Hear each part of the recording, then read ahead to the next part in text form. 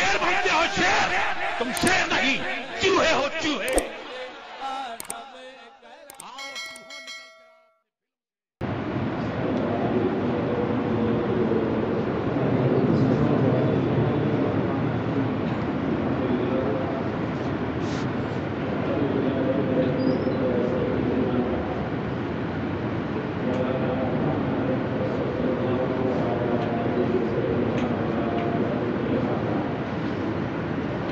وأقامه يوم القيامة للمذنبين المتلبسين الخطائين الهالكين شفيعا، فصلى الله تعالى عليه وسلم وبارك عليه ومن هو محبوب ومرضي لديه صلاة تبقى وتدوم بدوام ملك الحي القيوم. ونشهد أن لا إله إلا الله وحده لا شريك له، ونشهد أن سيدنا مولانا محمدا عبده ورسوله بالهدى ودين الحق أرسله. أما بعد، أعوذ بالله من الشيطان الرجيم. بسم الله الرحمن الرحيم. أولئك عليهم صلوات من ربهم ورحمة وأولئك هم المهتدون. صدق الله العظيم وبلغنا رسوله النبي الأمين المدين الكريم، ونحن على ذلك من الشاهدين والشاکرین والحمد للہ رب العالمین. آئیے ہم اور آپ مل کر کے نہایت ہی عقیدت و محبت کے ساتھ دل کی اتھاہ گہرائیوں سے نبی پاک جناب احمد مصطفیٰ محمد مصطفیٰ وحی خدا صلی اللہ تعالی علیہ وسلم کے دربار مقدسہ میں با آواز بلند درود پاک پڑھ لیں. اللہم صلی علی سیدنا مولانا محمد وعلی آل سیدنا مولانا محمد وبارک وسلم. صلوا علیہ صلاۃ تبقى وتدوم بدوام ملک الحی القیوم. محترم حضرات، گزشتہ جمعہ میں نے سلطان الہند خواجہ خواجگان خواجہ معین الدین چشتی علیہ رحمت و رضوان کی بعض باتیں آپ کے سامنے رکھی تھی. یقیناً یہ وہ نفوس قدسیہ ہیں جن سے زمانے میں رونق ہے اور زندگی میں تازگی ہے،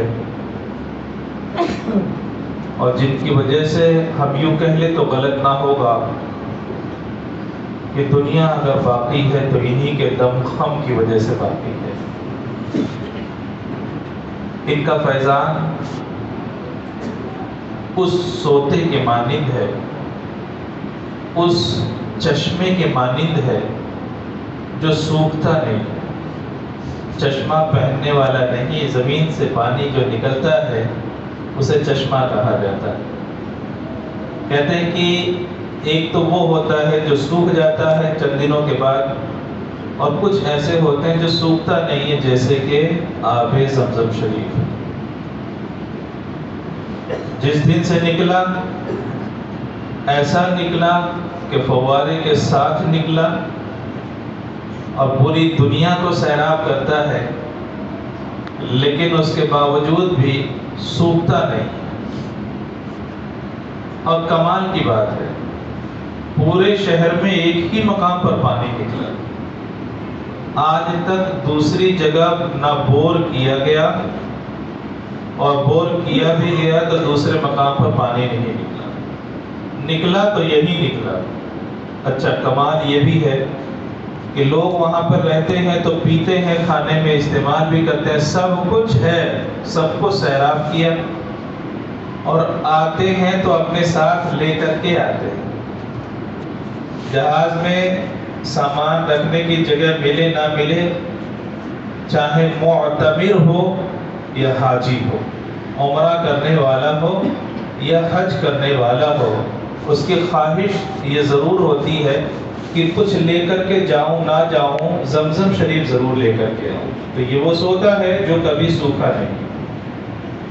آج سے 1400 سال پہلے بھی سیراب کر رہا تھا، اب بھی سیراب کر رہا ہے، اور بلکہ یوں کہہ لیں کہ پہلے جتنا سیراب کر رہا تھا اس سے زیادہ اب سیراب کر رہا ہے. پہلے تعداد کم تھی تو اس اعتبار سے سیراب کیا، اب انسانوں کی تعداد بڑھ گئی تو اس اعتبار سے سیراب کیا۔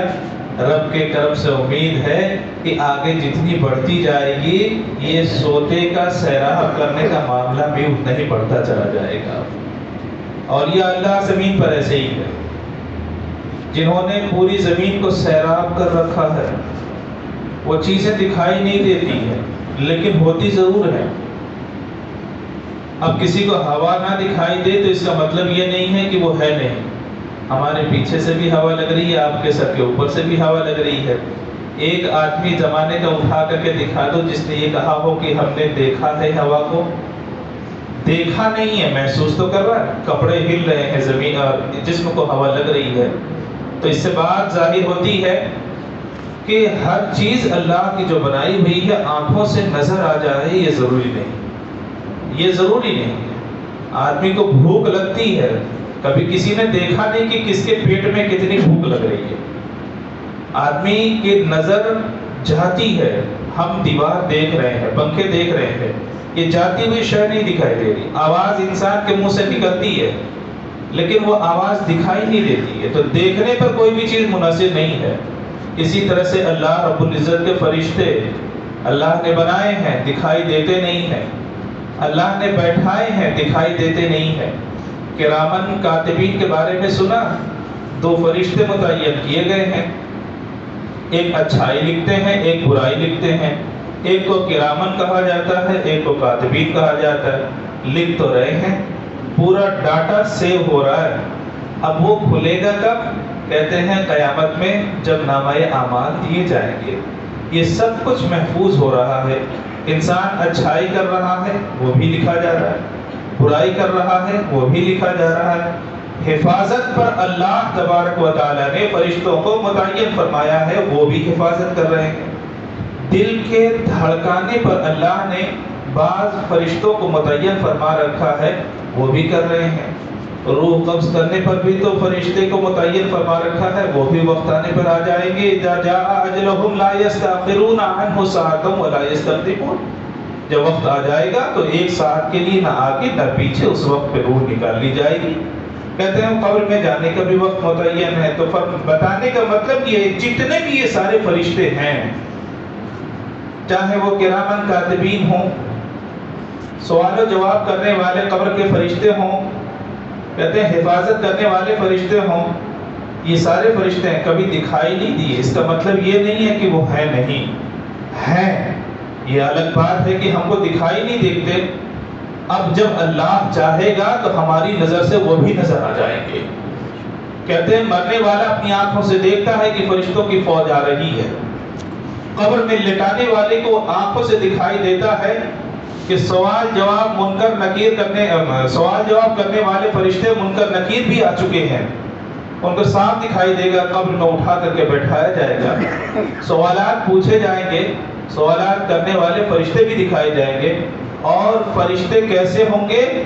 ہماری آنکھوں نے تو دیکھا نہیں، لیکن جن آنکھوں نے دیکھا انہوں نے بتا دیا، یعنی نبی پاک صلی اللہ علیہ وسلم نے بتا دیا کہ وہ فرشتے کیسے ہوں گے، وہ فرشتے کیسے ہوں گے۔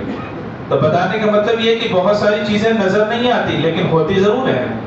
ایسے ہی اولیاء اللہ کا فیضان ہے، اولیاء اللہ کا فیضان ہے جو نظر تو نہیں آتا لیکن محسوس کرنے والے ضرور محسوس کرتے ہیں کہ یہ وہی کا فیضان ہے جس کی وجہ سے آج ہمیں اللہ کی برکت عطا فرما رہا ہے۔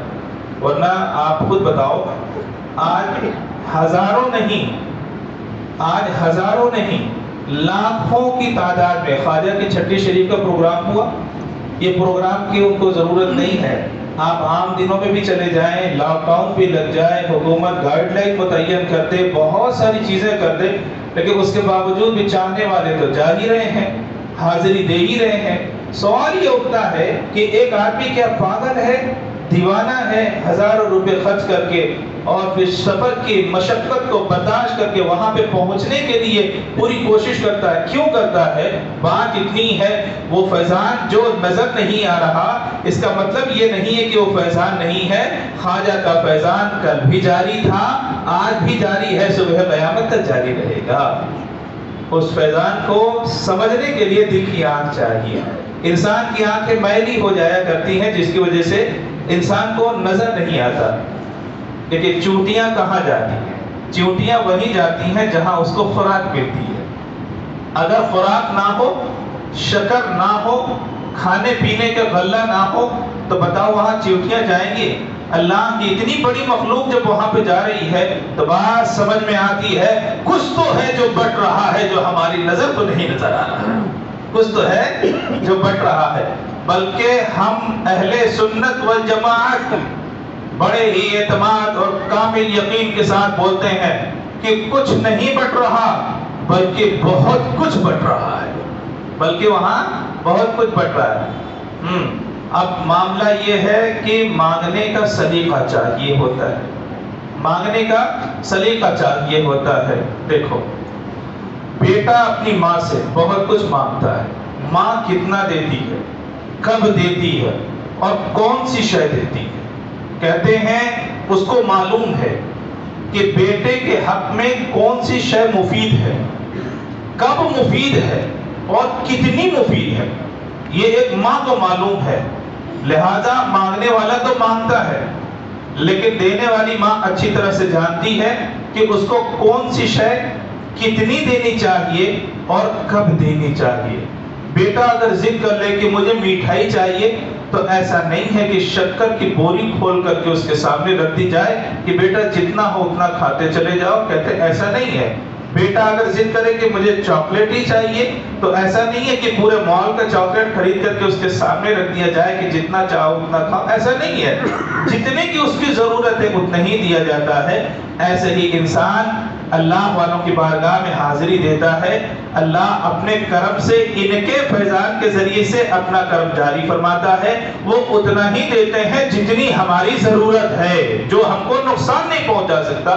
شکر اگر زیادہ دے دی جائے، زیادہ بچہ کھا لے، اس کی صحت خراب ہو سکتی ہے. ایسے ہی انسان کو دولت زیادہ دے دی جائے تو اس کا ایمان خراب ہو سکتا ہے. یہ اللہ والے وہ ہیں جو ہر اعتبار سے انسانوں کی حفاظت کیا کرتے ہیں. نظر نہیں آتے، یہ نظر نہیں آتے. دیکھو عمارت میں سب سے مضبوط شے جو استعمال ہوتی ہے وہ کون سی ہے؟ عمارت میں کوئی بھی آپ عمارت بنائیں، بلڈنگ بنائیں، اس میں جو سب سے مضبوط شے ہوتی ہے وہ کون سی ہوتی ہے؟ کہتے ہیں لوہا ہوتا ہے. کیا آپ کو پوری مسجد میں آپ کو وہ لوہا دکھائی دے رہا ہے؟ حالانکہ اس لوہے نے پوری مسجد کو اٹھا کر کے رکھا ہے. اگر وہ لوہا نہ ہو چھت نہیں رہے گی، نیچے گر جائے گی، ہے نا. بالو سیمنٹ وغیرہ یہ رک نہیں سکتا اس کے بغیر. کہتے ہیں کہ لوہے کا سب سے زیادہ اہم کام ہوتا ہے جو عمارت کو اٹھا کر کے رکھتا ہے. اسی طرح سے اولیاء اللہ ہیں جو پوری کائنات کو بچا کر کے رکھتے ہیں، اٹھا کر کے رکھتے ہیں. لوہا جس طرح سے نظر نہیں آتا ظاہری آنکھوں سے، ویسے ہی اولیاء اللہ بھی زمین میں رہا کرتے ہیں. یہ ظاہری آنکھوں سے نظر نہیں آیا کرتے، لیکن لوہا جس طرح سے عمارت کو قائم رکھتا ہے، اسی طرح سے یہ اولیاء اللہ ہے جو دنیا کو قائم رکھا کرتے ہیں. یہ دنیا کو قائم رکھنے والے یہی ہے. انہی کی رونقیں ہیں جو ہم اور آپ دیکھ رہے ہیں. اللہ عذاب کو نہیں نازل فرما رہا تو یہ انہی کی برکتیں ہیں. اچھا ان میں اللہ نے اتنی برکتیں کیوں دی؟ بات سیدھی سی ہے. انہوں نے چاہا جس کو وہ رب کی ذات ہے، اس کے علاوہ کسی کو نہیں چاہا. بتاؤ یہ اولیاء اللہ، خواجہ معین الدین چشتی ہوں، یہ اللہ کے بندے ہیں. جتنے بھی اولیاء اللہ ہیں سب کہیں نہ کہیں سے آتے رہتے ہیں. کیا ان کی بیوی بچے نہیں تھے؟ کیا ان کے خاندان والے نہیں تھے؟ کیا ان کے اقربا، ان کے چاہنے والے نہیں تھے؟ سب کچھ تھا. تو آخر انہوں نے سفر کیوں کیا؟ تو جانتے ہو بات سیدھی سی اتنی ہے کہ سفر اس لیے کرتے ہیں کہ جہاں پر ضرورت رہتی ہے وہیں پر یہ بس جایا کرتے ہیں. جہاں پر ضرورت ہوتی ہے یہ وہیں پر بس جاتے ہیں. دین کی خدمات کو انجام دینا اور دین کو پھیلانا یہ ان کا مقصد اصلی ہوا کرتا ہے. آج ہم اور آپ جو ہجرت کر کے ادھر ادھر جاتے ہیں وہ دنیا کے لیے جاتے ہیں. آج کاروبار یہاں پر اچھا ہے، آج یہاں پر ہماری ملازمت اچھی ہے تو ہم یہاں پر ہیں، کل کو ہمیں امریکہ میں اگر ملازمت اچھی مل جائے تو ہم وہاں پہ چلے جائیں گے. کیوں؟ تاکہ ترقی ہو، اسی کے لیے تو جاتے ہیں لوگ. ہاں، لیکن اولیاء اللہ یہاں سے وہاں جاتے ضرور ہیں، دنیا کی خاطر نہیں جاتے، اللہ اور اس کے رسول کی مرضی کے مطابق جاتے ہیں. بلکہ یہ کہہ لیں اللہ اور اس کے رسول کی مرضی نہیں بلکہ حکم کے مطابق جایا کرتے ہیں. انہیں یہ بستے نہیں ہیں، ان کو بسایا جاتا ہے. ان کی باغ ڈور سلطان اعظم نبی پاک صلی اللہ تعالی علیہ وسلم کے دستہائے مبارکہ کو ہوا کرتی ہے. سرکار فیصلہ فرماتے ہیں تمہیں فلانی جگہ جا کے آباد ہونا. حضرت خواجہ بختیار کاکی علیہ رحمت و رضوان کے بارے میں آپ لوگوں نے بہت کچھ سنا ہوگا نا، دربار میں حاضری بھی ہوئی ہوگی، دہلی میں موجود ہے. ایک مرتبہ چاہ حضور خواجہ معین الدین چشتی علیہ رحمت و رضوان کے خلیفہ، اور ایسے خلیفہ، چہیتے خلیفہ، مرید خلیفہ، جو کہہ لیں بہت چہیتے خلیفہ، جیسے کہ محبوب الہی کے چہیتے امیر خسرو ہیں، ویسے خواجہ معین الدین چشتی علیہ رحمت و رضوان کے چہیتے حضرت خواجہ بختیار کاکی علیہ رحمت و رضوان ہیں. فرماتے ایک وقت ایسا آیا کہ دل اٹھ گیا، کہا کہ ہم دہلی میں نہیں رہیں گے، ہم کہیں اور جا کر کے آباد ہوں گے. دل میں یہ بات آئی اور پھر خواجہ معین الدین چشتی علیہ رحمت و رضوان کی بارگاہ میں حاضری دینے کے لیے آپ نے ایک خط لکھا کہ حضور ہم اجمیر شریف آنا چاہتے ہیں، ہمیں حاضری کی باریابی کی اجازت دی جائے.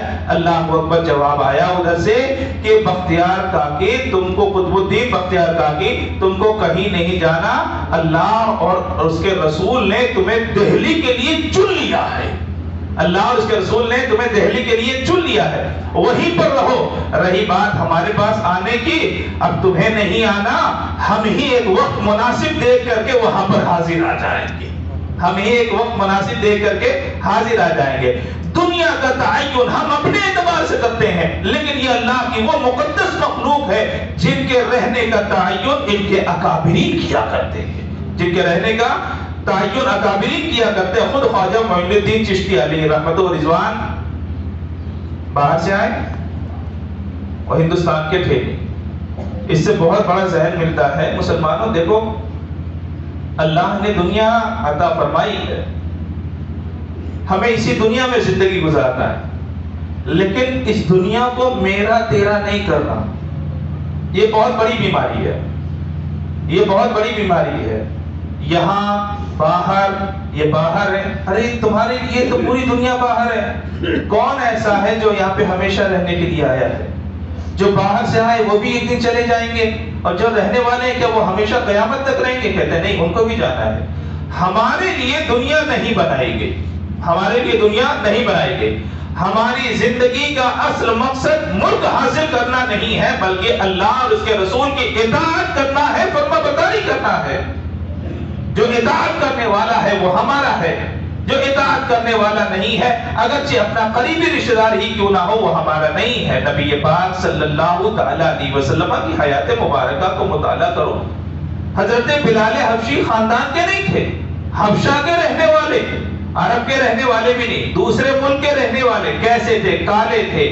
آپ بالکل عرب سے ان کی پہچان ہی نہیں تھی، ان سے بالکل موازنہ ہی نہیں تھا. لیکن سرکار کائنات صلی اللہ تعالی علیہ وسلم نے اپنا قرب عطا فرمایا، اپنے قریب رکھا، اور یہاں تک کہ مسجد نبوی شریف کا مؤذن بھی مقرر فرما دیا. وہی خاندان والے بھی بہت لوگ موجود تھے. کیا ابو لہب نہیں تھا؟ ابو جہل نہیں تھا؟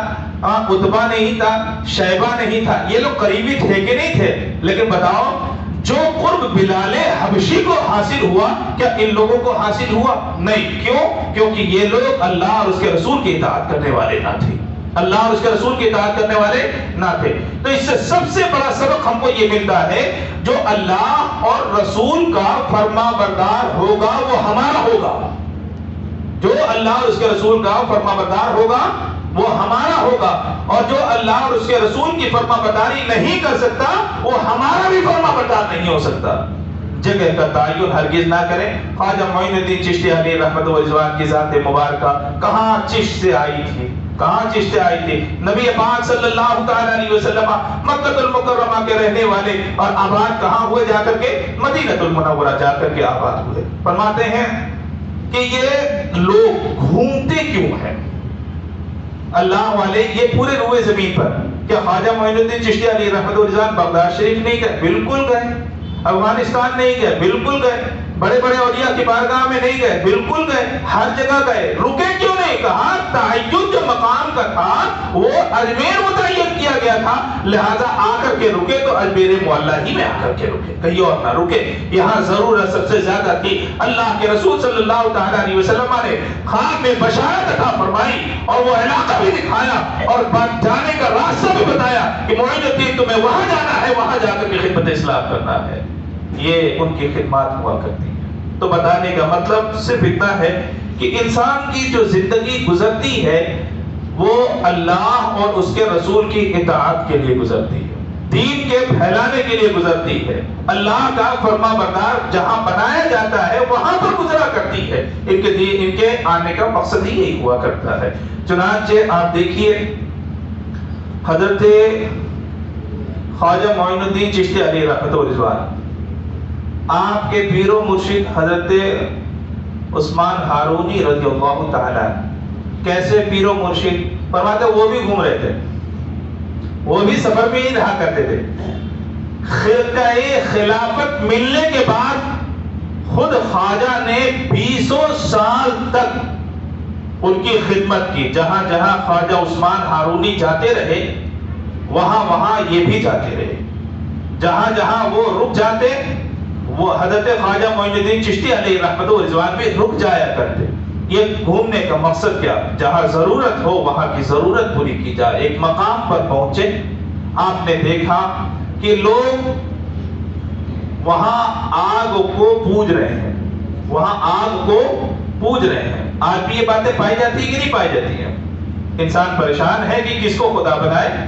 کبھی آگ کو بنا رہا ہے، کبھی پانی کو بنا لے رہا ہے کہ نہیں. کتنے دریاؤں کا نام ایسے رکھ دیا کہ مطلب وہی ماں ہے، وہی خدا ہے، اس طرح سے بنا دیا گیا. اسلام میں یہ اندھی تقلید نہیں ہے. اسلام میں اس طرح کی اندھی تقلید نہیں ہے. اسلام سیدھا سادہ مذہب ہے اور سیدھے سادے لفظوں میں بولتا ہے جس نے دنیا کو پیدا کیا وہی خالق بننے کے لائق ہے. اس کے علاوہ جتنے بھی باطل ہیں، چاہے وہ پانی ہو، آگ ہو، مٹی ہو، درخت ہو، سورج ہو، چاند ہو، کوئی ہو، بھئی ان تمام چیزوں کو پیدا کرنے والا کوئی تو خالق ہے.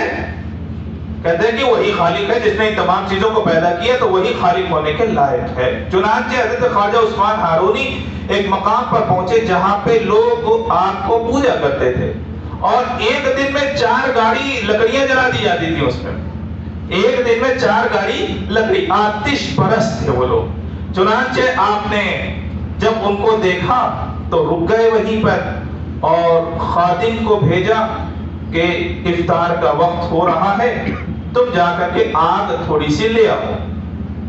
کہا حضور کہاں سے لائیں؟ ارشاد فرمایا اسی بت خانے سے لاؤ جہاں یہ لوگ آگ کی پرستش کر رہے ہیں. کہا اچھا. گئے، چنانچہ آگ مانگا. اس زمانے میں آگ مانگی جاتی تھی. جیسے بہت ساری معمولی چیزیں ہوتی ہیں لوگ رکھا نہیں کرتے. یہ تو ہمارے بچپنے کے بھی زمانے میں ایسا ہوا ہے کہ لوگ ایک دوسرے کے یہاں سے آگ لا کر کے اپنا چولہا جلاتے، پھر اتنا جل جاتا تو دوسرے کے چولہے میں آگ دی جاتی تھی، پھر تیسرے کے، اس طرح سے بہت ہوتا تھا. تو حضرت خواجہ عثمان ہارونی نے اپنے مرید کو بھیجا کہ جاؤ آگ لے کر کے آؤ اور کچھ کھانا وغیرہ تیار کر لو. جب وہ پہنچے وہاں پر تو اتفاق سے پرستش ہو رہی تھی، آگ کی پوجا ہو رہی تھی. تو انہوں نے کہا کہ تھوڑی سی آگ دے دی جائے. کہا کہ اس آگ کو ہم نہ دیں گے، اس آگ کو ہم نہیں دیں گے. کہا کیوں؟ کہا یہ اس کو ہم پوجا کرتے ہیں، بڑی متبرک آگ ہے.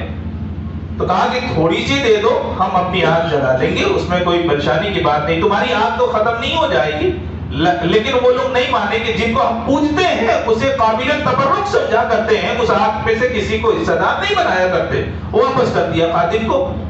چنانچہ خادم واپس آیا حضرت عثمان ہارونی کے پاس اور پھر اس نے کہا کہ حضور ایسا ایسا معاملہ ہے. تو آپ نے کہا ٹھیک ہے، وہ تم کو نہیں دے رہے تو ہم ہی چلے جاتے. کہنے کا تو ایک فقیر تھے، قلندر تھے، ایک پھٹا پرانا کپڑا. لیکن حقیقت یہ ہے کہ قلندر وہ نہیں ہوتا جس کے پھٹے پرانے کپڑے ہوا کرتے ہیں. ان کا دل اتنا صاف شفاف ہوا کرتا ہے کہ اشراق نوری ان کے دل میں بالکل جگمگاتا رہتا ہے.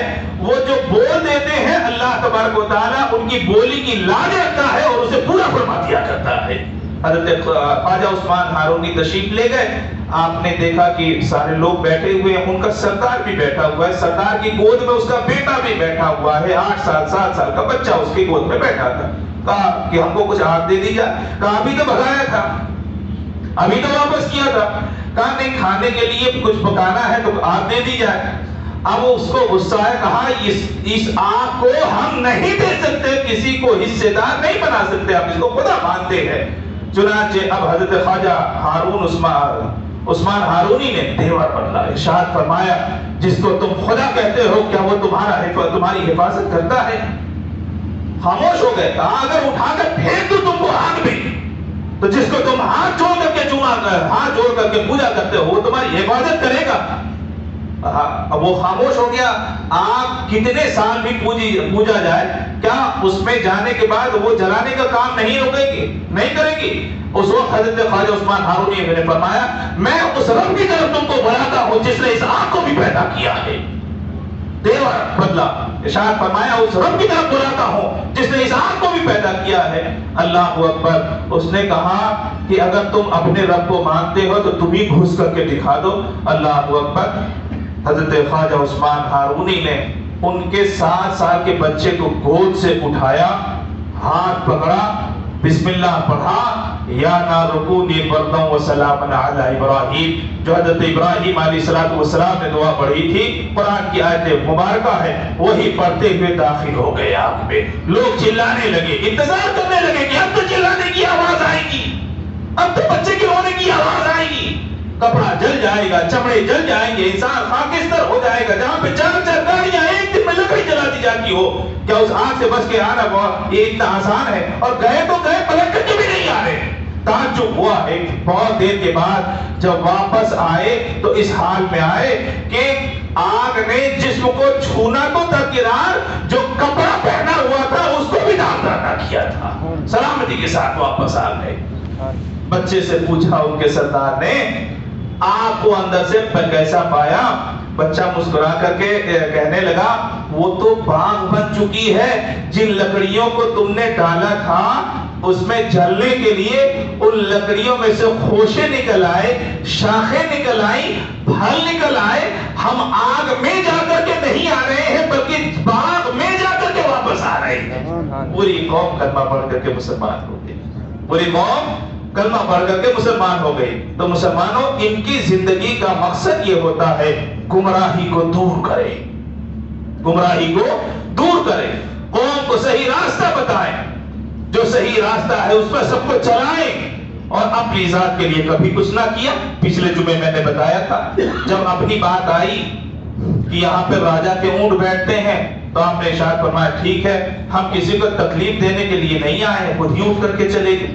لیکن جب بات انسانوں کی آ جاتی ہے, تکلیف کی آ جاتی ہے, تو پھر آپ نے وہ تیور بھی دکھایا. کیا خواجہ کو ستایا نہیں گیا؟ آپ کو اجمیر معلیٰ میں آباد نہیں ہونے دیا گیا. آپ کو ہمیشہ یہ کہا گیا شہر سے باہر جائیے, شہر سے باہر جائیے. آپ باہر نکل کر کے آنا ساگر کے پاس جا کر کے آباد ہوئے, وہاں بھی آباد نہیں ہونے دیا گیا. مختلف بت خانے بنے ہوئے تھے, مختلف بت وہاں پہ بنے ہوئے تھے. کبھی کسی کے ذریعے سے, کبھی کسی کے ذریعے سے ہٹایا گیا. آپ ایک جگہ سے ہٹتے, دوسری جگہ بیٹھ جاتے, دوسری جگہ سے ہٹتے. چھوٹی موٹی جگہ تو ہے نہیں, آپ ادھر سے ادھر چلے جاتے. ہمیشہ تبدیل کرتے رہ کے ستایا نہیں گیا. ارے اب تو یہ کہ جب بات پھیلے گی اس فقیر سے بہت سارے اجمیر کے لوگ متعلق ہوتے چلے جا رہے ہیں, اس سے متاثر ہوتے چلے جا رہے ہیں, لوگ اس کے قریب ہوتے چلے جا رہے ہیں. راجہ کو بات کہی گئی کہ اس کا کچھ علاج کیا جائے ورنہ پورا اجمیر متاثر ہو جائے گا, پورا اجمیر یہ متاثر ہو جائے گا. تو راجہ نے کیا کیا؟ کہا یہی نہ کہ ان کا پانی بند کر دیا جائے, پینے کے لیے پانی نہیں ملے گا. بھائی آنا ساگر کے پاس کیوں نہیں جا کر کے بیٹھے ہوئے؟ اسی لیے بیٹھے ہوئے ہیں کیونکہ وہاں سے ان کو پانی ملا, پانی بند کر دیا جائے. خواب و خیال میں یہ بات تھی کہ پانی نہیں ملے گا تو بھاگ جائیں گے اور ہم اس طرح سے طاقتور ثابت ہوں گے. ہم پانی بند کرنے پر قدرت رکھتے ہیں, اس کا یہ خیال تھا. لیکن تاریخ اس بات کی شاہد ہے, تاریخ اس بات کی شاہد ہے. آپ نے ایک کاسا ہی تو دیا، ایک پیالہ ہی تو دیا. ارشاد فرمایا جاؤ پانی کو کہہ دینا خواجہ بلا رہے ہیں.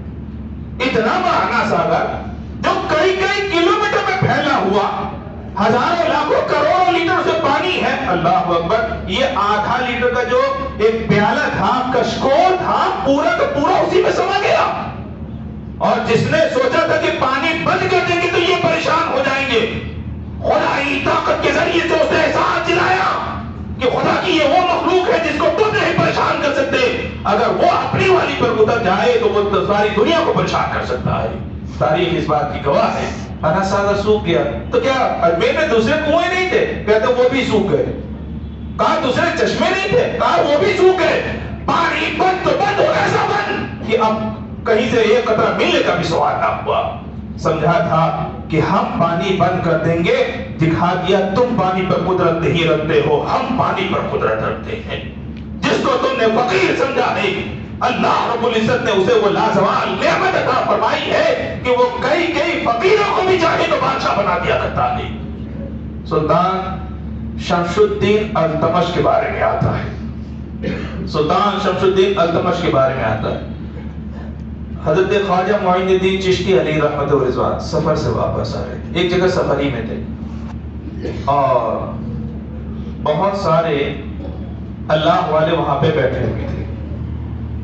سلطان شمس الدین التمش کہتے 12 سال کا بچہ، اس کے جسم پر لباس بھی سلامت نہیں، ہاتھ میں پیالہ لے کر کے جا رہا تھا. سب کی نگاہوں نے دیکھا تو سب نے کہا کہ ایک بچہ جا رہا ہے. اس نے کہا ہاں بچہ تو جا رہا ہے لیکن اس کے ہاتھ میں پیالہ بھی ہے. کہا کہاں جا رہا ہے؟ کہا یہ پانی لینے کے لیے جا رہا ہے. دیکھنے والوں میں خواجہ کی نگاہ نے بھی دیکھا. پوچھا کہ یہ بچہ کہاں جا رہا ہے، یہ بچہ کیسا ہے؟ آپ نے پوری آنکھ کو بند کیا، کھولا اور اس کے بعد ارشاد فرمایا یہ بچہ نہیں جا رہا، اپنے وقت کا شہنشاہ جا رہا ہے. ارشاد فرمایا یہ بچہ نہیں جا رہا، اپنے وقت کا شہنشاہ. اور یا اللہ وہ ہوتے ہیں جن کی نگاہوں سے ماضی بھی پوشیدہ نہیں ہوتا، حال بھی پوشیدہ نہیں ہوتا اور مستقبل بھی پوشیدہ نہیں رہا کرتا. اور جانتا تھا کہ محلے میں کھیلنے والا لڑکا جس کے ابھی کپڑے بھی سلامت نہیں ہیں، ایک پیالہ لے کر کے جا رہا ہے، کوئی بول سکتا تھا کہ اپنے وقت کا شہنشاہ جا رہا ہے. اللہ اکبر. خواجہ کی زبان سے نکلا کہ اللہ اس وقت تک اسے موت نہیں عطا فرمائے گا جب تک کہ دلی کے تخت پر اسے بیٹھا نہیں دے گا. تاریخ اس بات کی گواہ ہے کہ حضرت خواجہ معین الدین چشتی علیہ رحمۃ اللہ نے جیسا فرمایا تھا ویسا ہی ہوا. دہلی میں 2 چاہنے والے بہت تھے خواجہ اور ایک ہی زمانے میں تھے. ایک ہی زمانے میں تھے. ایک روحانیت کا بادشاہ تھا اور ایک مادیت کا بادشاہ. روحانیت کے جو بادشاہ تھے وہ حضرت قطب الدین بختیار کاکی علیہ رحمۃ اللہ خواجہ کو بہت زیادہ چاہا کرتے. اور دوسرے کا مادیت کے شہنشاہ حضرت سلطان شمس الدین التمش، حضرت سلطان شمس الدین التمش یہ بھی خواجہ کو بہت چاہا کرتے تھے. تو ایک دنیا کا بادشاہ تھا اور ایک معرفت کا بادشاہ تھا، لیکن دونوں خواجہ کو بہت زیادہ چاہنے والے. حضرت خواجہ معین الدین چشتی علیہ رحمۃ اللہ نے اپنے طرز عمل سے حضرت خواجہ عثمان ہارونی کے بارے میں آتا ہے کہ آپ نے 70 سال تک ایک دن میں پورا قرآن پاک ختم کیا. ہر روز ایک بار قرآن پاک ختم کرتے، ہر روز ایک مرتبہ قرآن پاک ختم کیا کرتے. حضرت امام اعظم ابو حنیفہ رضی اللہ تعالیٰ عنہ کے بارے میں بھی آتا ہے کہ آپ رات کو کھڑے ہو جاتے اور نفل میں ایک قرآن پاک پڑھ دیا کرتے تھے، ایک قرآن پاک پڑھ دیا کرتے. جانتے ہیں آپ امام اعظم ابو حنیفہ رضی اللہ تعالیٰ عنہ ایک مرتبہ حج کے لیے تشریف لے گئے اور آپ نے آرزو کا اظہار کیا کاش کے کعبے کے اندر مجھے نماز پڑھنے کا وقت مل جاتا.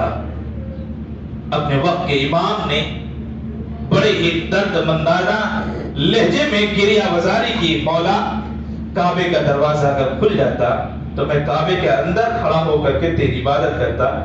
یہ وہ لوگ ہیں یاد رکھو جو اگر اللہ سے کچھ عرض کرتے تو اللہ اسے فوراً پورا فرما دیا کرتا ہے. تاریخ اس بات کی گواہ ہے، امام اعظم ابو حنیفہ رضی اللہ تعالیٰ عنہ نے جب اس آرزو کا اظہار کیا کہ کاش کے دروازہ کھل جاتا، میں اندر چلا جاتا، تو کعبے کا دروازہ خود بخود امام اعظم کے لیے کھل گیا، امام اعظم کے لیے کھل گیا۔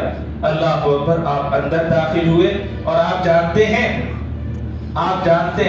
2 رکعت نفل نماز ادا فرمائی، اور کیسے؟ کہتے ہیں کہ پہلے ایک پاؤں پر کھڑے ہوئے، آدھا قرآن پاک پڑھ گئے، آدھا قرآن پاک پڑھ گئے، اور پھر دوسرے پاؤں پہ کھڑے ہوئے تو پورا قرآن پاک پڑھ گئے، اور رب کی بارگاہ میں ہاتھ اٹھا کر کے عرض کیا، مولا جیسی تیری عبادت کا حق تھا ابو حنیفہ نعمان ابھی تک ویسی عبادت نہ کر سکا۔ تم سوچ کر کے دیکھو، یہ اللہ کی کیسی مخلوق ہے جو ایک پاؤں پر آدھا قرآن پڑھنے کے بعد کہتے ہیں، عرض کرتے ہیں مولا جیسی تیری عبادت کا حق تھا ویسے میں نہ کر سکا، مولا جیسی تیری عبادت کرنے کا حق تھا ویسا نہ کر سکا۔ اللہ اکبر، کعبے سے آواز آئی کہ نعمان جیسی عبادت کا حق تھا تو نے وہ حق اللہ کا وہ حق تو نے ادا کر دیا ہے۔ اب سوچو وہ لوگ کیسے تھے، عبادت ایسے کرتے، اتنی مشقت کے ساتھ کرتے، پھر بھی اللہ کی گریہ وزاری کیا کرتے، ہمیشہ اللہ کا خوف دل میں رکھا کرتے، اور عرض کرتے کہ مولا جیسا حق تھا ویسے کرنا سکا، اللہ ان کی عبادتوں کو قبول فرماتا۔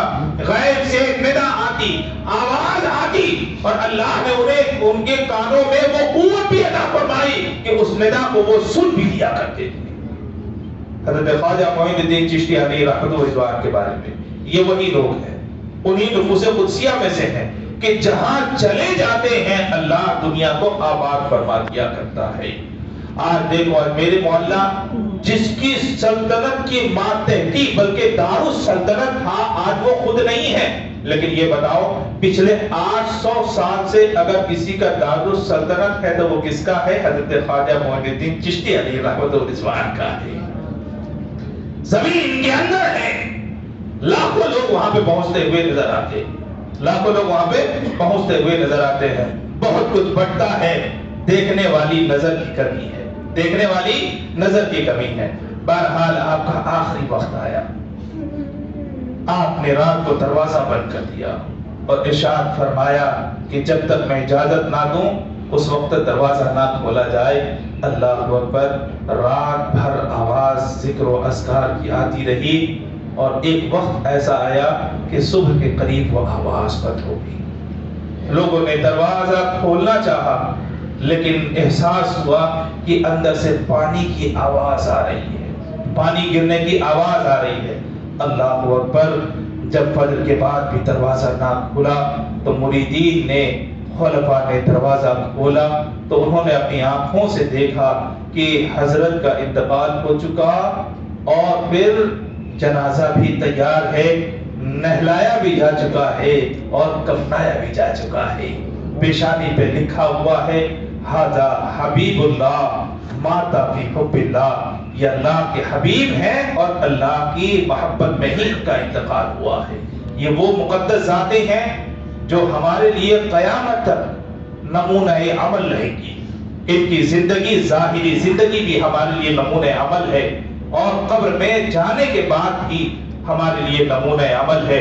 اللہ تبارک و تعالیٰ ان کے دامن سے ہم سب کو وابستہ رہنے کی توفیق عطا فرمائے، ان کا فیضان ہم سب پہ جاری و ساری فرمائے، اور انہی کا ہم سب کو صدقہ عطا فرمائے۔